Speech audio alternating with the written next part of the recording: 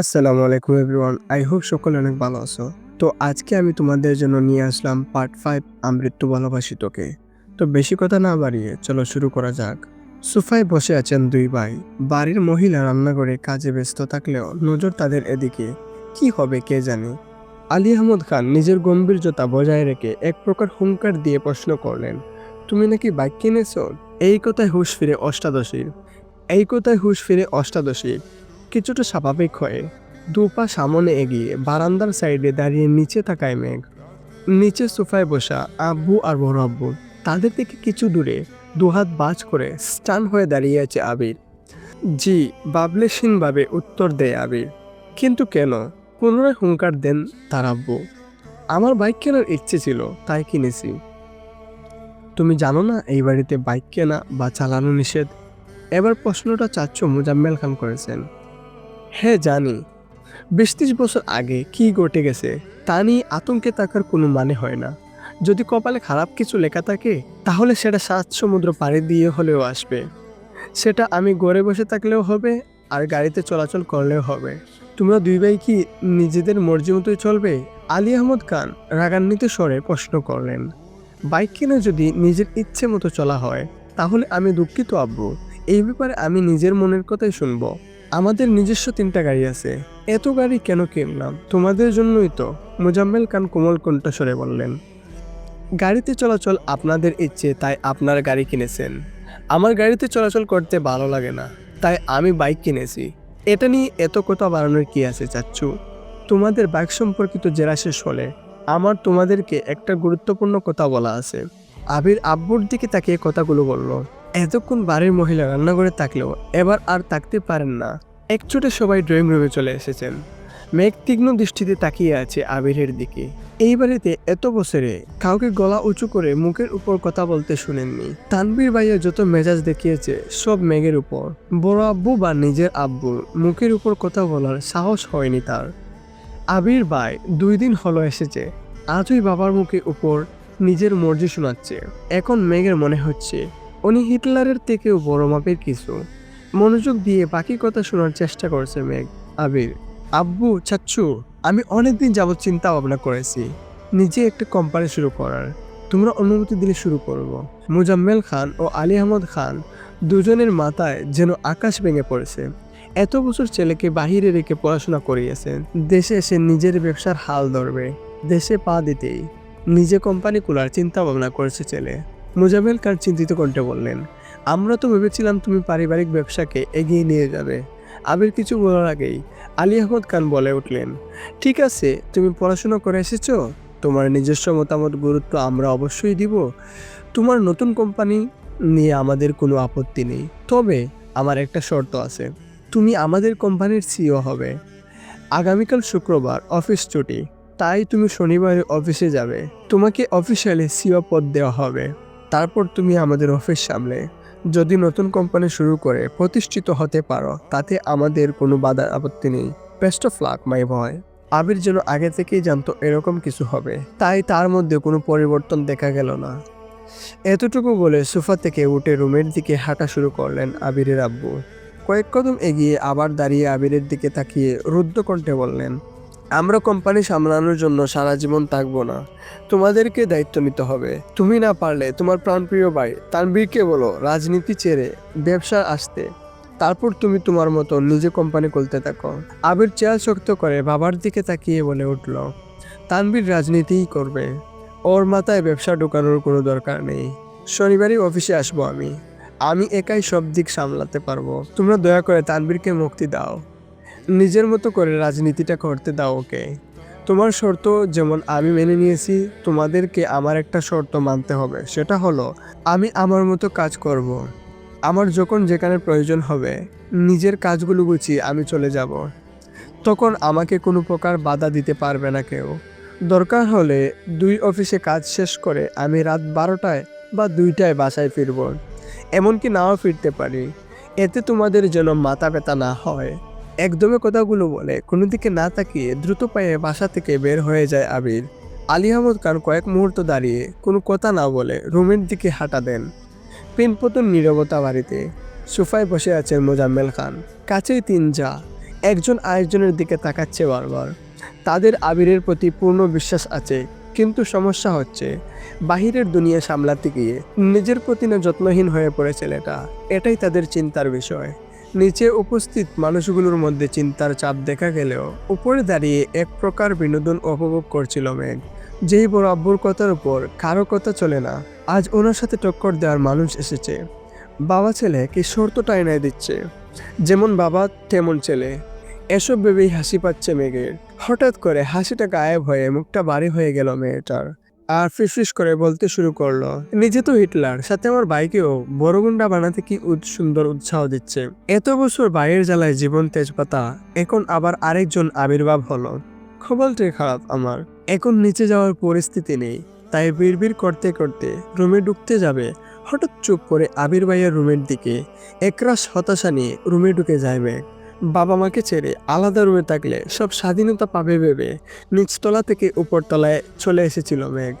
আবির ভাই বিদেশে যাওয়াতে কোনো চিন্তাই ছিল না, কিন্তু মেঘ আসার 15 দিনের মাথায় তানবীরও মেঘের পাশে রুমে চলে আসে জিনিসপত্র নিয়ে। সিঁড়ি দিয়ে সোজা উঠতেই তানবীরের রুম। বোনকে পাহারা দিতেই মূলত এই রুমে আসা। তানবীর যতক্ষণ রুমে থাকে ততক্ষণ নিজের রুমের দরজাটা খুলে রাখে। মেঘ সিঁড়ি দিয়ে দৌড়ে উঠতে গেলেও ভাইয়ের কথা ভেবে আস্তে ধীরে ওঠানামা করে। বর্তমানে মেঘের অবস্থা নাজেহাল, কারণ তার এক পাশে আবির ভাইয়ের রুম আর এক পাশে তানবীর ভাইয়ের পরের রুমটা মিমের জন্য ঠিকঠাক করা হচ্ছে। কিছুদিন পর থেকে মিমও উপরে থাকবে, কিন্তু তাতে কি ভাইয়ের ঘর ডিঙিয়ে মিমের রুম পর্যন্ত যেতে পারবে কিনা সন্দেহ আছে। রাত 10টার উপরে বাজে, সবাই খাওয়া দাওয়া শেষ করে যার যার রুমে চলে গেছে। আবির এখনো বাড়ি ফিরেনি। মালিয়া খান সোফায় বসে অপেক্ষা করছেন ছেলের জন্য। 10-15 মিনিট পর বাড়িতে ঢুকলেন আবির আর তানবীর। মাকে বসে থাকতে দেখে কিছুটা রাগান্বিত হলো ছেলে। আম্মু, তুমি আমার জন্য এভাবে রাত জেগে বসে থাকো না প্লিজ, আমি নিজের মতো করে খেয়ে নেব। তোর বউ আসলে আমি আর অপেক্ষা করবো না তোর জন্য, সহসা উত্তর দিলেন মালিয়া খান। বড় আম্মুর কথা শুনে সশব্দে হেসে উঠে তানবীর। আবির গাল ঘুরিয়ে তাকায় তানবীরের দিকে, সঙ্গে সঙ্গে তানবীর হাসি থামিয়ে ফেলে। নিঃশব্দে হাসছে সে। তানবীর বরাবরই মৃত প্রকৃতির, বাহিরে যতই শক্তভুক্ত থাকুক না কেন, বাবা চাচা ভাইয়ের সামনে সে যেন বেজা বেড়াল। এতদিন যত কাজই থাকতো, ছেলেটা 8-9টার মধ্যে বাড়ি এসে সবার সাথে খেতে বসতো, কিন্তু আবির ফেরাতে টাইম শিডিউল কিছুটা পরিবর্তন হয়েছে ছেলেটার। আবির মায়ের উদ্দেশ্যে ঠাট্টার স্বরে বলে উঠল, এর উল্টোটাও হতে পারে, যেমন তোমার বৌমা তোমার কুলে ঘুমিয়ে গেল আর তুমি তাকে ঘুম পাড়াতে পাড়াতে আমার জন্য অপেক্ষা করলে। ছেলের এরকম ঠাট্টায় বেকাচেকা খেলেন মালিয়া খান। আবির পুনরায় শান্ত অথচ করায় বলে উঠল, কাল থেকে তোমার জন্য বসে থাকতে না দেখি, আমার কিছু লাগলে ছেয়ে নেব, আর খাবার টেবিলে রেখে দিও, আমি খেয়ে নিব। এই কথার কোনো উত্তর না দিয়ে মালিয়া খান স্বাভাবিক কণ্ঠে বললেন, তানবীর, মেঘ এখনো খায়নি, একটু ডেকে আসবি, এখন খাবে কিনা। তানবীর ঠিক আছে বলে উপরে গেল। আবিরও নিজের রুমে গেল। 5 মিনিট ড্রেস পাল্টে ফ্রেশ হয়ে নিচে নামছে। কোণে মেঘ খাবার টেবিলে চলে এসেছে। ভেবেছিল ভাই ফ্রেশ হয়ে নামার আগে তাড়াতাড়ি খেয়ে পালাবে। খাওয়া অর্ধেক হতেই তার দৃষ্টি নিবন্ধ হয় সিঁড়ির পানে। কালো টি শার্ট আর ট্রাউজার পরে হাতে মোবাইল নিয়ে আপন মনে নামছে আবির। সরু চোখে নিরীক্ষণ করছে আবিরকে। মানুষটাকে দেখে হৃদস্পন্দন বাড়তে লাগলো মেঘের। এখন সে স্পষ্ট অনুভব করছে তার বুকের ভেতরে কিছু একটা হচ্ছে, কিন্তু বোধগম্য হলো না কি হচ্ছে। নিজের অজান্তে বুকের বাঁ পাশে হাত রাখলো মেঘ। অনুভব করলো কিছু একটা অনবরত নৃত্য করছে বুকের ভেতর। আবিরের চেয়ার টেনে বসার শব্দে গাড় কাটলো মেঘের। সবেগে হাত নামিয়ে আনলো বুক থেকে। আবির মেঘের ঠিক বিপরীত চেয়ারটায় বসছে। মেঘের ছোট্ট বুকটা অনবরত কেঁপে যাচ্ছে। চুপ তুলে তাকাতে পারছে না মেয়েটা। শরীর কাঁপাকাঁপি আর হৃৎপিণ্ডের লাফালাফিতে সে বিদিষ্ট। দিশেহারা অবস্থা অষ্টদাসীর। ইচ্ছে করছে ছুটে পালিয়ে যেতে আবিরের সামন থেকে, কিন্তু পারছে না, মনে হচ্ছে পায়ে শিকল দিয়ে বাঁধা। মালিয়া খান হঠাৎ মেঘের হাতে হালকা ধাক্কা দিলেন। কি রে, কি হলো তোর? দ্বিতীয়বার গুড় কাটলো মেঘের। তৎক্ষণাৎ স্বাভাবিক হওয়ার চেষ্টা করলো। কাঁপা কাঁপা গলায় বলল, কিছু না। এই বলে পুনরায় খাওয়ার চেষ্টা করলো, কিন্তু এবার আর গলা দিয়ে খাবার নামছে না মেঘের। গলা শুকিয়ে কাঠ হয়ে গেছে। কাঁপা কাঁপা হাতে গ্লাস নিয়ে ডকডক করে অর্ধেক গ্লাস পানি নিমেষেই শেষ করে ফেলল মেঘ। আবির আপন মনে খাচ্ছে, সামনে বা আশেপাশে কি হচ্ছে এসব দেখার প্রয়োজন মনে করল না সে। এই জগতের সবকিছু তার আগ্রহ সৃষ্টি করতে অক্ষম। আবিরের গা ছাড়া ভাব দেখে কিছুটা স্বাভাবিক হয়ে খাওয়া শুরু করে মেঘ। মাঝখানে এক পলকের জন্য তাকিয়েছিল আবিরের দিকে। কালো টি শার্ট, মুখটা কত মায়াবী লাগছিল, এলোমেলো চুল। খাওয়ার স্টাইল দেখে দ্বিতীয়বারের মতো ক্রাশ খেলো অষ্টাদশী। কে বলতে পারে 2 দিন আগে পর্যন্ত আবিরের কোনো স্মৃতি ছিল না মেঘের মন মস্তিষ্ক জুড়ে। হঠাৎ মনে পড়ল শুধু ওকে মেরেছিল এই স্মৃতিটাই মনে হতো, আর রাগে খটখট করত মেঘ। আর আজ বিকাল থেকে যতবার আবিরকে দেখছে ততবার মেঘের শূন্যবক্ষ দরফরিয়ে উঠছে। ছোটবেলায় যে ভয়টা ভাইয়ের প্রতি বোনের ছিল সেটা আজ বদলে গেছে। আবিরের দৃষ্টি তাকে বরফের ন্যায় জমিয়ে দিচ্ছে প্রতিনিয়ত। এই দৃষ্টিতে সুচালু কিংবা দাঁড়ালো অস্ত্র আছে, যা এক কিশোরীর বক্ষপিঞ্জরে এফর ওফর করে দেওয়ার ক্ষমতা রাখে। আবিরের দিকে এক দৃষ্টিতে তাকিয়ে হাবিজাবি চিন্তা করছিল মেঘ। আবির চোখ তুলে তাকাতে মেঘের মনোযোগ ঘুরে গেল। আবিরের তপ্ত দৃষ্টি মনে হচ্ছে ফালাফালি করে দিচ্ছে হৃৎপিণ্ডটা। দৃষ্টি সংযত করে চিবুক নামিয়ে নিল গলায়। সহসা মুখবির চুপসে গেছে আমসত্বের নেই। দ্বিতীয়বার আবিরের দিকে তাকানোর স্পর্ধাটুকু হয়নি অষ্টাদশীর। এর মধ্যে মালিয়া খান ছেলে আবিরের উদ্দেশ্যে বলে উঠলেন, তোর নতুন কোম্পানিটা না করলে হয় না? তোর বাবা বিষয়টা ভালোভাবে নিচ্ছেন না, কেন বাবাকে রাগিয়ে দিচ্ছিস? তোর বাবা তোকে অনেক ভালোবাসে। শানিত স্বরে মায়ের দিকে তাকিয়ে আবির বলা শুরু করলো, ছেলেরা সারা জীবন বাবার প্রিয় থাকতে পারে না। নিজের স্বপ্ন ইচ্ছেকে প্রাধান্য দিতে গিয়ে দূরত্ব বেড়ে যায় বাবা ছেলের। এটা অস্বাভাবিক কিছু না। যদি বাবার স্বপ্ন বা ইচ্ছার হাল প্রতিটা ছেলে ধরতো, পৃথিবী এতটা এগিয়ে যেত না। আমাকে দেশ ছেড়ে এত বছর বাইরে পড়ে থাকতে হতো না। আব্বু নিজে এই কোম্পানি শুরু করেছিল। উনি যদি উনার বাবার ইচ্ছেকে প্রাধান্য দিতেন তাহলে আজ এতদূর পৌঁছাতেন না। তাছাড়া আমি তো বলিনি বাবার স্বপ্ন বাদ দিয়ে আমি আমার স্বপ্নকে প্রাধান্য দিব। আমার স্বপ্ন একান্তই আমার, আমি দুদিকেই সামলাবো। তুমি এসব নিয়ে অযথা চিন্তা করে নিজের শরীর খারাপ করো না। মালিয়া খান চিন্তিত স্বরে বলে উঠলেন, এত চাপ আর দৌড়াদৌড়ি করে তো নিজে অসুস্থ হয়ে পড়বি বাবা। আবির গম্ভীর কণ্ঠে বলে উঠল, তোমাকে তো বললাম আমার জন্য দুশ্চিন্তা করতে হবে না। তানবীর মাঝখান থেকে বলে উঠল, ভাইয়ের জন্য চিন্তা করার মানুষ আছে বড় আম্মু, তুমি রিল্যাক্স থাকতে পারো। মেঘ এতক্ষণ নীরবে খেলেও এই কথা শোনা মাত্রই ছোট দেহ কম্পিত হয় তার। আতঙ্কিত হয়ে তাকালো আবিরের দিকে। আবির তৎক্ষণাৎ গাড় ঘুরিয়ে তাকালো তানবীরের দিকে।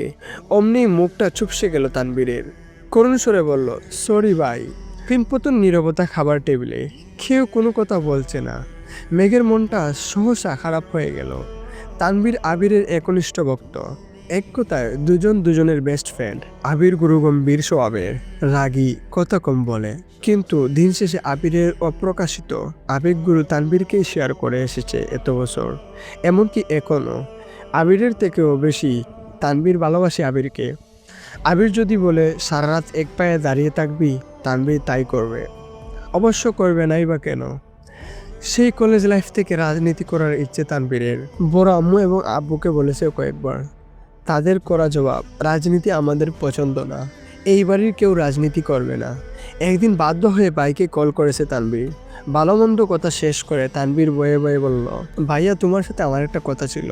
আবির সাবলীল ভঙ্গিতে উত্তর দিয়েছিল সেদিন, রাজনীতি করতে চাস তাই তো? তানবীর নিজের কানকে বিশ্বাস করতে পারছিল না। আবির এত স্বাভাবিকভাবে কথাটা বলেছে। আবির, তুই রাজনীতি কর, সমস্যা নাই, কিন্তু কিছু বিষয় মাথায় রাখবি। বিষয়টা দেখতে যতটা সহজ ততটা সহজ না। একনিষ্ঠ এবং সৎ থাকতে হবে তোকে। দল মত নির্বিশেষে তোকে সত্যের পথে চলতে হবে। পাঁচাটা স্বভাব যেন না হয়। তানবীর বয়ে বয়ে বলল, বড় আব্বু আর আব্বু তো রাজি হচ্ছে না। আবির হেসে উত্তর দিয়েছিল, ওইসব আমি সামলে নেব, তুই আমায় কথা দে তুই তোর জায়গায় থাকবি, আর যে কোনো সমস্যা আমায় শেয়ার করবি। সেদিন খুশিতে তানবীর চোখ টলমল করছিল। আবির সামনে থাকলে হয়তো জড়িয়ে ধরে কেঁদে দিত ছেলেটা। সেদিনও এই ব্যাকে কথা দিয়েছে, সে সারা জীবন সৎ থাকবে এবং একনিষ্ঠভাবে রাজনীতি করবে। এরপর থেকে রাজনীতি সম্পর্কিত যত ঝামেলা আছে, কী দরকার, কোনটা করলে ভালো হবে, সব ওই ভাইয়ের সাথে সিদ্ধান্ত নিয়েছে তানবীর। আজ সে ছাত্রলীগের সহসভাপতি। সবটুকু ক্রেডিট আবিরের। আগামী বছর মেয়র নির্বাচনের পর নতুন করে সভাপতি করা হবে, তাই তানবীর চেষ্টা করছে যেন এইবার সভাপতি হতে পারে। তানবীরের রাজনীতির জন্য বাবা চাচার সাথে আবিরের কথা কাটাকাটি সেই শুরু থেকেই, কিন্তু আবিরের এক কথা, তানবীর রাজনীতিই করবে। আজ সন্ধ্যা ও বাবা চাচার মুখের উপর বলেছিল তানবীরকে কোনো প্রকার বাধা যেন না দেওয়া হয়। তানবীরের জীবনে আবির গাছের নেই, যার ছায়া তানবীরের অবস্থান। বাইচারা তানবীর অসহায়। খাওয়া শেষ করে আবির নিজের রুমে চলে গেছে। তানবীরও চলে গেছে, কিন্তু বসে আছে মেঘ। সে খাবার টেবিলে সবার আগে এসেছিল, ভেবেছিল বাইরের আগে খেয়ে পালাবে, কিন্তু তা আর হলো না। আবিরের জীবনে কেউ আছে, এই কথাটা মাথায় ঘুরপাক খাচ্ছে অষ্টাদশী। ভাতের প্লেটে আঙুল ঘোরাচ্ছে আর ভাবছে, আমার ছোট্ট মনটা এবার ভেঙে গেল, প্রেমে পড়ার আগে ব্রেকআপ হয়ে গেল। ছি। তৎক্ষণাৎ নিজের মনকে নিজেই সান্ত্বনা দিচ্ছে, থাক মন খারাপ করিস না, ছেলেটা ভালো না। মনে নেই তোকে ছোটবেলায় মেরেছিল, আজ তো হিটলার। তোর জীবনে রাজপুত্র আসবে, যার জীবনে রাজ করবে শুধু তুই। মালিয়া খান মেঘের হাতে পুনরায় ধাক্কা দিয়ে বলল, তাক তোর আর খেতে হবে না। এতে হুঁশ ফিরে মেঘের। মেঘ কিছু বলার আগেই খাবারের প্লেট সামন থেকে নিয়ে যান উনি। বোর আম্মুর এমন কর্মকাণ্ডে আহাম্মক বনে যায় মেঘ। মালিয়া খান বলে ওঠেন, এভাবে 14 ঘন্টা ভাত নিয়ে বসে থাকলে বিষ হয়ে যাবে খাবার। মেঘেরও খাবার খাওয়ার তেমন ইচ্ছে নেই, সে তো নিজেকে সান্ত্বনা দিতে ব্যস্ত। হাতটা দুই রুমের দিকে যাচ্ছে। মালিয়া খান মেঘকে ডেকে আবার বললেন, তোর কি পেট ভরেছে, নাকি নতুন করে খাবার দিব তোকে? আর খাবো না। এইটুকু বলে রুমে চলে আসে মেঘ। পড়তেও ইচ্ছে করছে না মেয়েটার, চুপচাপ শুয়ে আছে। চোখ বন্ধ করতেই ভেসে ওঠে আবিরের হাসি। বাইক এনে যখন হাসি মুখে বলেছিল, কথাগুলো কানে ভেসে আসছে। কি সুন্দর করে কথা বলে মানুষটা, তাকানোর ধরন, রাগলে কুচকে ফেলা ঘন ভ্রুগুলো সবই যেন চোখের সামনে ভাসছে মেঘের। সঙ্গে সঙ্গে চোখ খুলে ফেলে মেঘ, বুক ভেঙে আসে কষ্টে। এই লোক আমার ভাবনায় কেন আসছে বারবার? এই লোক তো অন্য কারো। এই বলে অভিমান ঘুমিয়ে পড়ে মেঘ। তো আজকের পর্ব এই পর্যন্ত। আর হ্যাঁ, অবশ্যই এই তো মাত্র শুরু হলো ইন্টারেস্টিং পার্টগুলো, আরও আসছে ইন্টারেস্টিং পার্ট। তো সেই পর্যন্ত ভালো থাকো, সুস্থ থাকো, টেক কেয়ার, আল্লাহ হাফিজ।